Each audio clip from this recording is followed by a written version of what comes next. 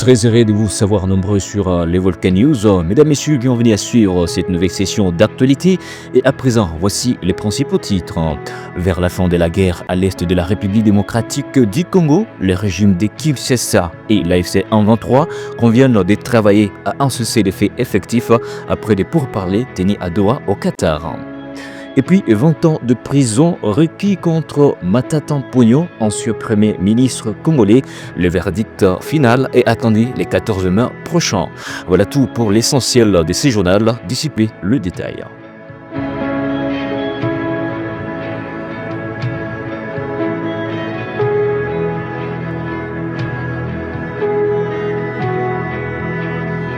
Pour commencer, le gouvernement congolais et l'AFC M23 ont convenu de travailler à la conclusion d'une trêve en vue de l'instauration d'un cessez-le-feu effectif à l'issue de pourparlers tenus à Doha sous l'égide de l'État du Qatar. Suivez. Mercredi 23 avril 2025, après des discussions qualifiées d'harmonieuses, les partis impliqués dans l'instabilité sécuritaire à l'est de la RDC, en particulier les régimes de Kinshasa et les représentants de l'AFC M23, adoubés par Kigali, ont publié une déclaration conjointe.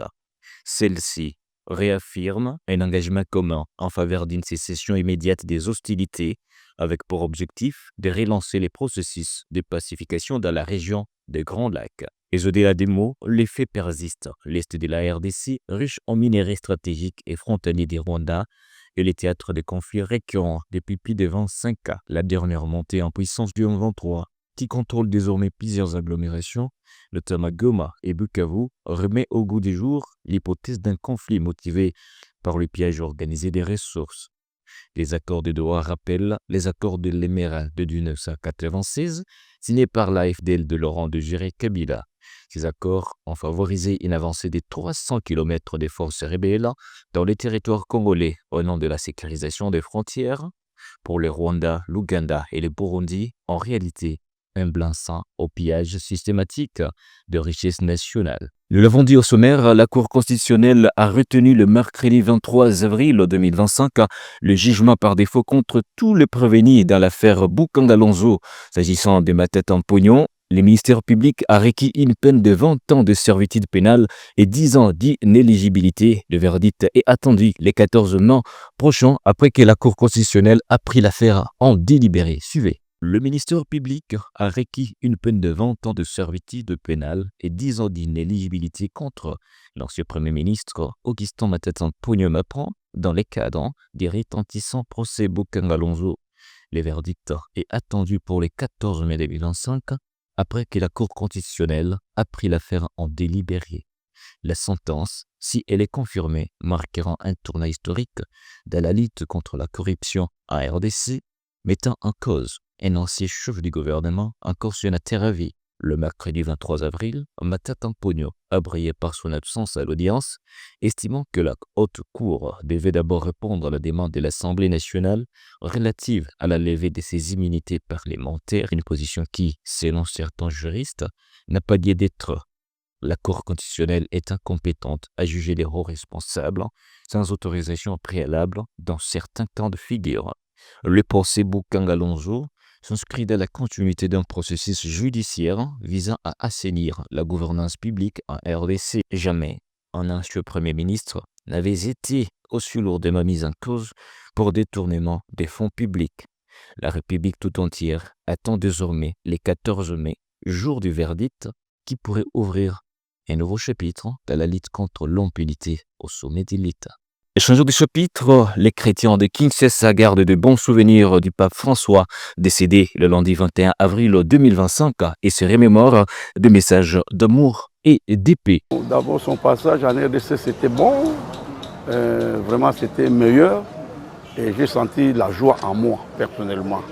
La joie en moi, personnellement, de son passage ici en RDC. Moi, ça me fait très mal, et que le Seigneur Dieu la garde, le protège là où il est.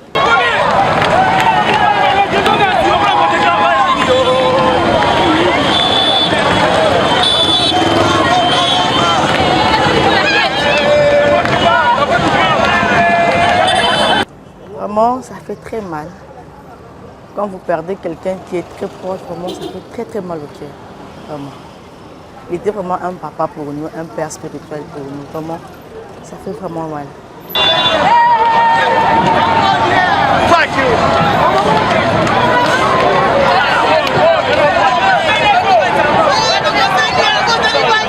Samuel Liwa azali papa molimo pesi ngai pasi mais dernière messe na ye asalaki oyo namonaki représentant ya vice président ya États-Unis d'Amérique ntango akendeki na libota na ye ndenge namonaki na télévision nde komona ya suka peut-être namonaki ye nde yango wana na bomoi alors ndenge oyo opesi nga sango ya liwa na ye donc ezali pasi ezali pasi mpona biso nyonso bakretien eza pasi.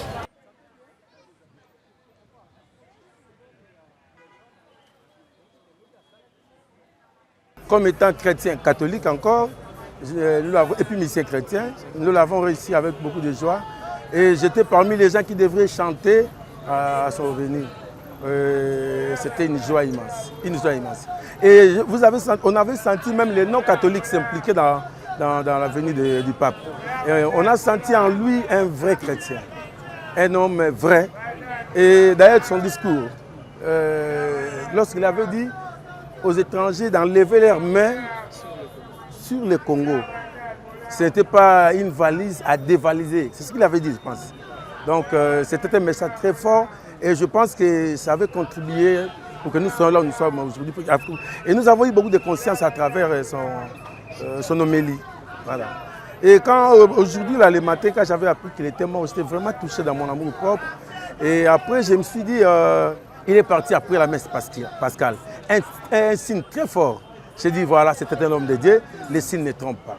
Pour clôturer, fragilisé par le passage incessant de véhicules transportant du marchandises au tonnage excessif dans le cadre des échanges entre la RDC et plusieurs pays africains, les ponts de fortune jetés sur la rivière Loumé montrent des sérieux signes de faiblesse. Détail. D'après cette structure citoyenne, tous les véhicules restent bloqués sur ces ponts après une réparation d'urgence effectuée à l'aide de planches sciées par l'Action pour le développement rural, attributeur de la RN4 sur l'axe Boulongo-Kassindi. L'intervention rapide des cantonniers a permis d'éviter l'effondrement de la structure tôt le matin du mercredi 23 avril 2025. La société civile appelle le gouvernement central à ne pas rester indifférent face à cette situation critique, rappelant que Kassindi constitue la principale porte d'entrée et de sortie de la province du Nord Kivu depuis le début de la rébellion à Goma. Pour mémoire, le pont Loumé, construit à l'époque coloniale et situé à moins de 50 km à l'est de Beni, s'était déjà effondré le 10 décembre 2022. Plus de 10 ans plus tard, le gouvernement se contente des solutions de fortune au lieu de lancer de véritables travaux de reconstruction susceptibles de doter la région d'un pont moderne capable de résister aux crues fréquentes de la rivière Loumé. Cette situation continue de perturber le trafic dans les Grands Nord Kivu ainsi que dans la province voisine de la Tchopo. De nombreux produits pétroliers, manufacturés et agricoles transitent par cet axe stratégique, véritable corridor commercial qui relie même la RDC à la Chine via la Tanzanie. Mesdames et messieurs, c'est la fin de cette édition du journal. Merci à vous de nous avoir suivis. Au revoir.